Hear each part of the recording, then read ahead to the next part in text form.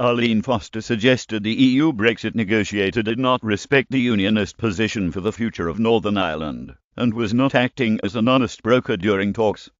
Mr. Barnier is currently undergoing a 2-day visit to Ireland, during which Ms. Foster argued the Eurocrat will not hear the opinion of pro-Brexit politicians. Talking to BBC News, the leader said, "Barnier is hearing a very strong message from the Republic of Ireland's government. He is hearing it from Sinn Féin. We've tried to get him to understand the Unionist position for the people of Northern Ireland, but he hasn't really responded, and I'm disappointed about that." Tell him at in Brexit News. Arlene Foster claimed Barnier was not a honest broker. As part of Brexit talks, the EU has drawn up a backstop agreement into the draft withdrawal bill to prevent a hard border emerging on the island of Ireland, and will trigger it should Theresa May fails to resolve the border issue. If it were to be introduced, Northern Ireland would remain in the EU's customs union, according to Brussels' plans.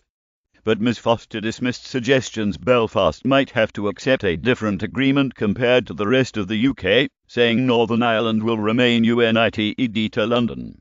She continued, "Michel Barnier is trying to present himself as someone who cares deeply about Northern Ireland, and if that is the case, he needs to hear the fact that we are part of the United Kingdom, and will remain part of the United Kingdom constitutionally, politically, and economically. We've tried to get him to understand, but he hasn't really responded, and I'm disappointed about that." Arlene Foster, therefore, his proposal of us being in an all-Ireland regulatory scenario with the border down the Irish Sea simply does not work. It does not work constitutionally, politically, and it certainly does not work from an economic perspective. I don't think he does understand the wider unionist culture of Northern Ireland.